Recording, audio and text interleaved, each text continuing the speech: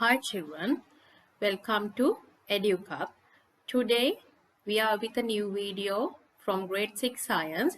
This is 8th lesson, electricity for a comfortable life. This is the first part. So our subtopic is electricity for day-to-day life. We need energy to do our daily activities. In past, people used human labor to do many works. Today, we use different types of energy sources to make our work easier. Electricity is one such type. You can see the comparison between how we complete our daily activities in past and nowadays. There are so many other day-to-day activities where electricity is used. Electricity is used in some vehicles to operate machines in factories. In first figure you can see that. Operate air conditioners. In second figure you can see that. Communication purposes. Third figure you can see that. Uses of electricity are unlimited. So, our second subtopic is generating electricity. Under that topic, we have to discuss about simple ways of generating electricity. Electricity is very useful for human beings. Now we have to find out the ways of generating electricity. People use different methods to generate electricity in different instances. You can see bicycle dynamo, solar cell and dry cells in this figure. These are the commonly used methods of generating electricity. Dynamo, solar cell, dry cells are commonly used methods of generating electricity. Now we are going to find out methods of generating electricity. In here, we are going to generate electricity with a lime fruit. We will need a musical birthday card, pieces of copper and zinc sheets, a lime and a galvanometer. Here, fix the two sheets of copper and zinc to the lime fruit like this figure. Remove the circuit in the birthday card carefully, then remove the battery from it. Next, connect the copper sheet to the place where the positive terminal and the zinc sheet to the negative terminal of the battery. Record your observations. Connect the galvanometer instead of the circuit and record your observations again. In this activity, you can do this activity in your home also. Here you can understand that electricity can be generated easily from doing this activity. Electricity is generated in electric cells through similar process like this. Let's see what is the galvanometer is. Galvanometer is the sensitive device used to identify and measure a small current in the laboratory. You can see the diagram of galvanometer in here. In second activity, we are going to generate electricity with a coil of wire. We need insulated copper wire, 3 meters of winding wire, a bar magnet and a galvanometer. In this activity, wind the insulated copper wire as a coil around the cardboard or PVC tube with a diameter of 3 centimeters. Stretch well and clean two ends of the coil. Fix two wires to the ends of the coil and connect it to the galvanometer. Move the bar magnet inside the coil and record your observation.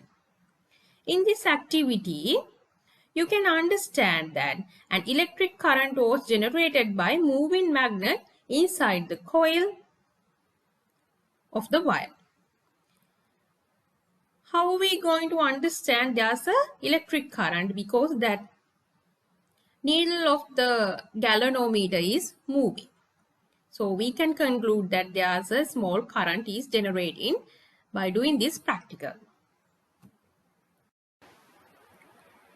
In bicycle dynamo, generators, hydropower stations, wind power stations, electricity is generated in same manner. Now we are going to do activity to make a small hydropower station. We will need a small electric motor, galvanometer, crock, yogurt spoon, empty pen tube, small bulb. In here, prepare the setup as shown in this figure. Open the tap and hold the turbine to the running water. Do not wet the motor. Fix the galvanometer and then the bulb to the terminals of the motor. Record your observations. Then fix the wind van instead of the turbine and hold it to the wind. Record your observations again. In this activity, the motor operates as a simple dynamo. The simple activity we did in this here is used in power station to generate electricity at a large scale. Now we are going to observe about the methods used in generate electricity at a large scale. First one is power stations. Now we are going to see different types of power stations and method they use to generate electricity in Sri Lanka. Now I'm going to show you the type of station and the method and the location. First one is hydropower station. Here, fix a dynamo to the large turbine and rotate the turbine with the help of the stream of water. The locations of hydropower station in Sri Lanka are Kothmale, Lakshapana, Victoria, Ranthambore, Randhenigala. Second type is wind power station. Here, rotate a dynamo with the help of the wind van. Examples are Hambantota and Puttala.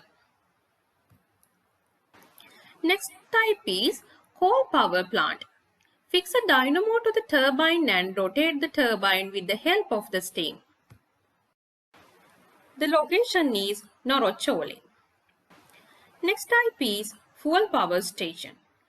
They are rotated dynamo with an engine. Example is Kalanitissa. In some countries in the world, use nuclear power, solar power and sea waves to generate electricity. So under that, we have to discuss about electric cells. First of all, we have to make a simple cell. We need copper and zinc sheet, dilute sulfuric acid, several pieces of wire, beaker, bulb or small electric motor. Here, prepare the setup as shown in the figure and see what happening immediately after fixing the bulb to the circuit. Record your observation. In this setup, demonstrate a simple cell. The bulb lights up, but after some time, the brightness of bulb is decreasing. To overcome this weakness of the simple cell, various types of cells are invented. Let's see what are the types of cells were invented. First one is chemical cells. There are two types of chemical cells. First one, primary cells. Second one, secondary cells. First type is primary cells.